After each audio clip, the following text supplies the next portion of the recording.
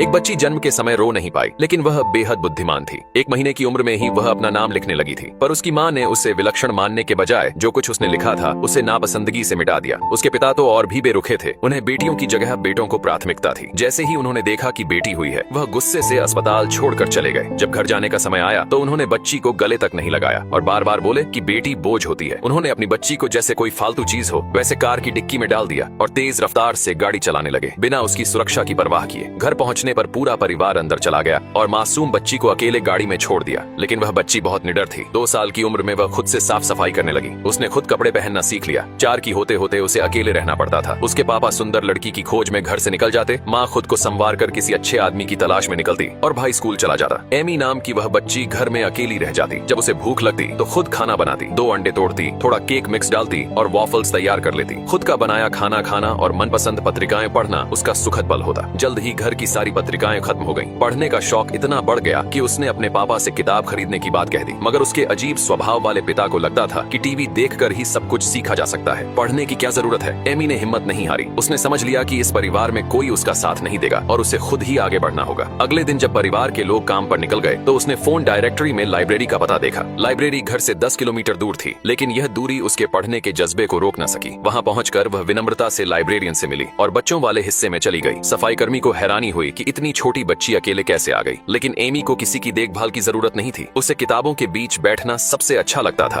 उस दिन के बाद से वह रोज लाइब्रेरी जाने लगी। वह एक के बाद एक किताबें पढ़ती गई। बच्चों की किताबें तो जल्दी ही खत्म हो गईं और अब वह बड़ी किताबों की ओर बढ़ी। लाइब्रेरियन उसकी लगन से इतनी प्रभावित हुई कि उन्होंने उसे लाइब्रेरी कार्ड बना दिया। अब वह किताबें घर ले जा सकती थी और उसका सफर का समय भी बचने लगा। समय बीतता गया और एमी अब 7 साल की हो चुकी थी। किताबों से उसने बहुत कुछ जान लिया था। जब वह स्कूल जाने लायक हुई तो उसने अपने पापा से स्कूल भेजने की बात कही, लेकिन उसके पापा को यकीन था कि वह केवल 4 साल की है। उन्होंने अपनी पत्नी से पूछा, जिसने कहा कि वह 5 की है। सच्चाई यह थी कि एमी 7 साल की हो चुकी थी, लेकिन माँ बाप को उसकी उम्र की परवाह नहीं थी। जैसे ही पता चला कि वह स्कूल जा सकती है, उसके पापा थोड़े परेशान हो गए, क्योंकि घर में बहुत सी डिलीवरीज आती थीं और उन्हें लगता था कि कोई तो होना चाहिए जो उन्हें ले सके। इसलिए उन्होंने उसे स्कूल नहीं भेजा और उसका सपना टूट गया। अपने कमरे में जाकर वह किताबों के सामने रोने लगी। एक दिन उसके पापा बहुत खुश होकर लौटे, क्योंकि उन्होंने ढेर सारी पुरानी गाड़ियां बेच दी थीं। उन्होंने अपने बेटे से कहा कि पैसों का हिसाब लगाए, लेकिन जैसे ही वह नंबर बोला, एमी ने तुरंत सही जवाब दे दिया। उसके पापा को उस पर विश्वास नहीं हुआ और उन्होंने आरोप लगा दिया कि उसने चोरी से देखा होगा। जब एमी ने कहा कि पर्ची तो आपके ही हाथ में थी, तो उसके पापा ने उसे मार दिया। उस दिन एमी को बहुत अन्याय महसूस हुआ। उसने ठान लिया कि अब वह इसका बदला जरूर लेगी।